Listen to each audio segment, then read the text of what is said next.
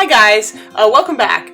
For today's video, I'm going to be taking an old school field trip to the Nationaal Tinnen Figuren Museum, which is located in Ommen in the Netherlands.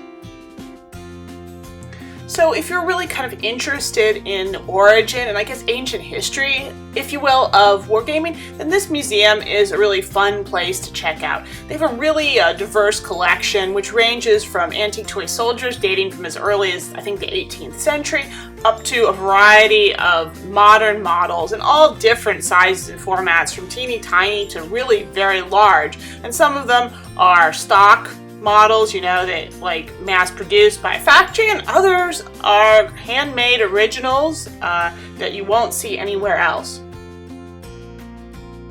Definitely the kind of models that you're going to see the most of at this museum, though, are tin flats. These are essentially 2D models with just a very light amount of relief in them to kind of indicate detail. And then they're painted usually on both sides, though sometimes only on one side. And the painting quality, it varies radically. There's figures in this museum that are painted in a very simplistic toy-like style, and then there's others that are really, truly works of art by what I would consider to be master figure painters. And they cover such a wide range of topics you can't imagine. You've got traditional sort of warlike models, but you've got things like jungle animals, biblical stories, just almost any topic you can really imagine is represented here somehow.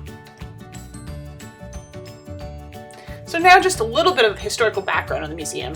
The nucleus, I guess, of this whole collection, how it started, was a series of dioramas and shadowboxes by a Dutch school teacher named Mr. Verenke. He put these together starting kind of right after World War II, I want to say, and he created a series of historical scenes which were meant to help both educate and involve his pupils with history, so they could learn a lot from looking at them, and he also, you know, often got them to actually help in the creation of the models. And these are all constructed out of paper, card, tin, very basic materials. Obviously, a lot of the models you see here, there weren't figure ranges for them, so he had to make everything pretty much by hand by himself, and he really rigorously researched and planned each of these dioramas before he got started.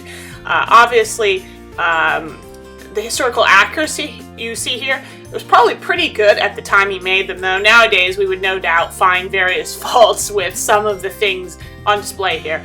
And these are definitely the kind of models that look really good from a distance, but are packed with tiny little interesting, funny details for the people who really want to look close at what's going on.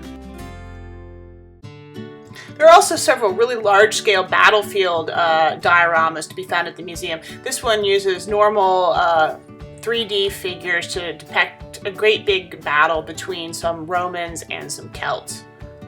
Here's a really impressive pike and shot era engagement. I was unfortunately not clever enough to actually write down what battle is being depicted here, but it's still pretty impressive nonetheless. The figure quality is not great, I'll be honest, but they are all modeled in an unusually large scale, and apparently they were all made out of sort of a combination of paper mache and plaster, which is fairly impressive. I suspect that this model is pretty old.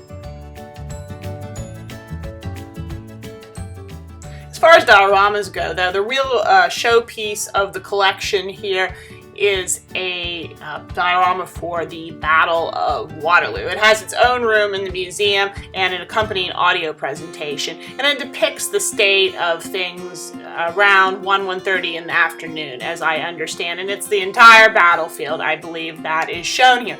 This is all done with 2D flats, and the painting quality varies quite a bit. There's some in here that are better painted than others, but nonetheless, the really amazing thing about this diorama is that it holds over 10,000 figures, so however you look at that, it's pretty amazing, and I think there's a lot of wargamers out there who would struggle to ever be able to put this many models on the table at one time, and let's face it, even if you did, it would probably be pretty hard to play a game.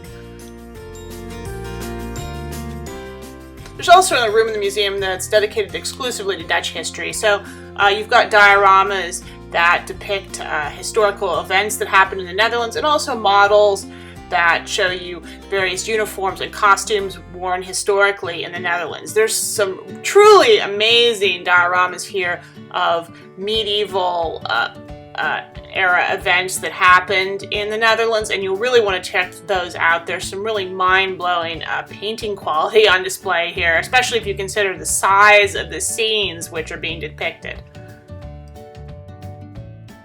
So I hope you really enjoyed this quick look at the Nationaal Tinnen Figure Museum in the Netherlands. This is a small, kind of old-fashioned museum, so I don't really recommend you take a pilgrimage from halfway across the world to visit this or anything, but if you're in the area and you're looking for a unique day trip, then this could really fit the bill. Also keep in mind that all the information cards and signs are going to be in Dutch, because it is a small local museum after all, but luckily you don't really need to read that stuff to be able to enjoy what's on display. And your visit will be very, very much appreciated because the cost of admission plus maybe picking up a few models in the museum's gift shop are really, really necessary for supporting this unique collection of historical miniatures going into the future.